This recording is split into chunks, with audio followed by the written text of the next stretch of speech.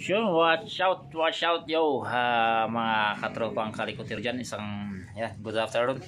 Pagpalang hapon po sa inyong lahat, mga tropits, mga kakalikot. For today's video, mga kakalikot, pasilip po sa inyo yung aking rebuild. Yan, Thai concept ko, no. Yan. At ang aking TMX 155. So, pasilip po sa inyo yung part 1 nya. So, part 1 pa lang yan. Hindi pa sila tinabubo. So, sila po sa inyo mga tropits. Ayan, balitan lang natin camera para mapakita ko sa inyo yung mga pinagitan ko.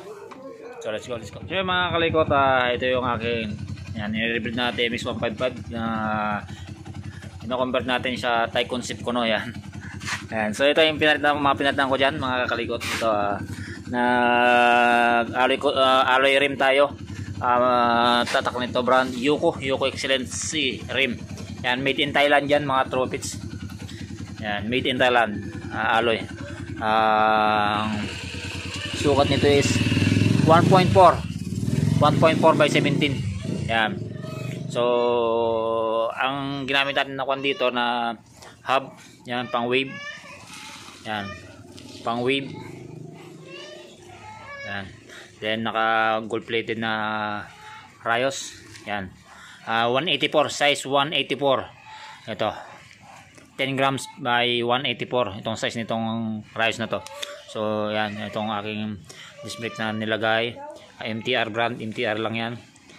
So yan, then naka gold bolts yung kanyang yan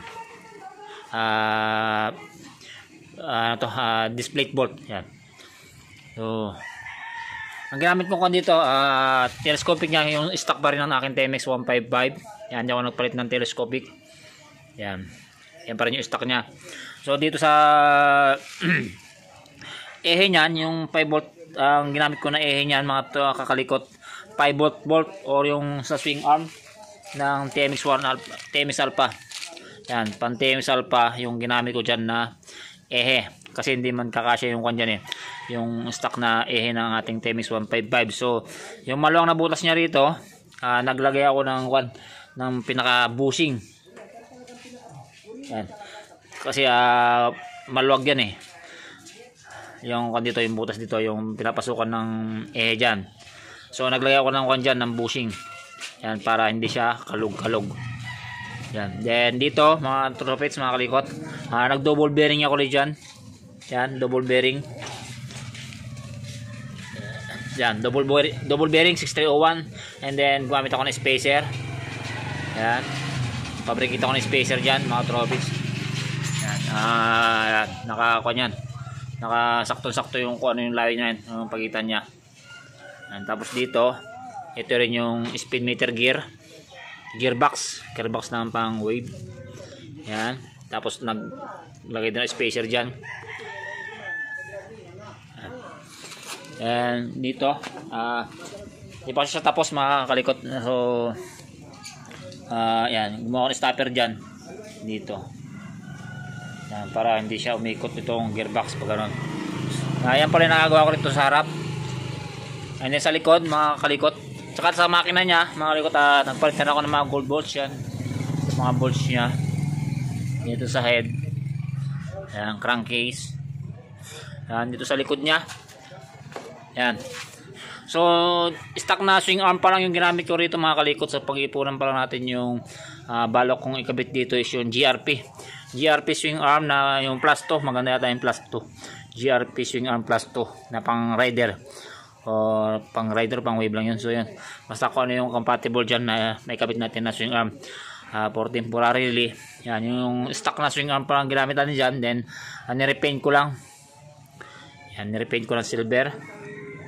Then itong yan, chain set nya. Yan, sprocket chain set. Yan. Modified brand, gold plated siya. Yan. And then ito,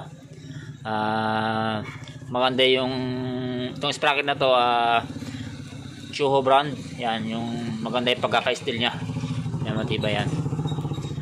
Then yun dito, ginamit ko stock hub pa lang, ano ba yung bulol? Stock hub. Yan, stock hub ng TMX 155. Yan. So bago yan. Yan akong bago. Tapos yung rim niya, yun nga yung sa pares ng sa unahan, Yuko Excellency rim, made in Thailand, 1.4 by 17. Yan, then stainless yung ginamit ko rito sa harap, gold plated, dito stainless.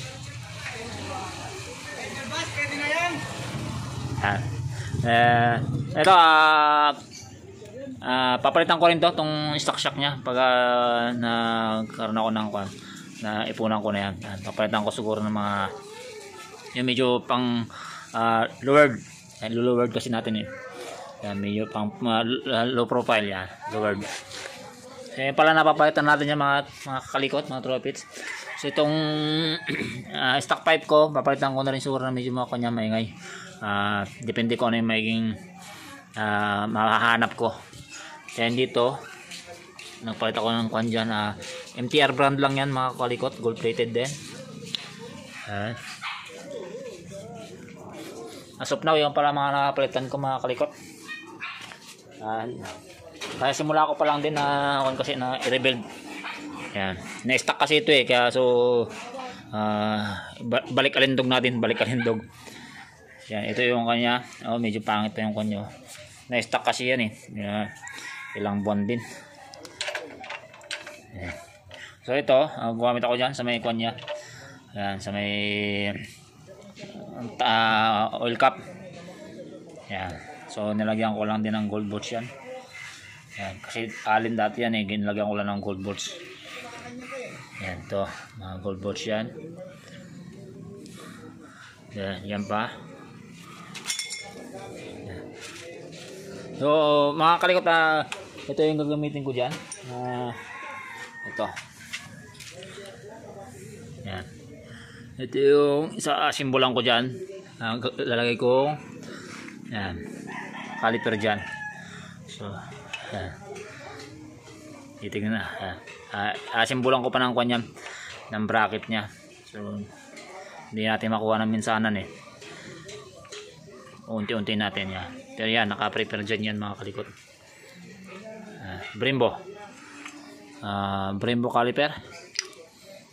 Yan. 18LN. Quadrodos. So okay na siguro to. And then lalagay natin dito. Kakabit natin dito para sa kanyang master pump dito. Ito. Yan. Ito, meron na tayo nito. Ano ba to? Anong brand nito? Allen ba yan? So yan, master pump. Yan, lever, clutch lever, tsaka master pump. Ito yung ating kakabit dyan mga kalikot. Pakita ko sa inyo. Yan. Yan. So dito natin kabit yan.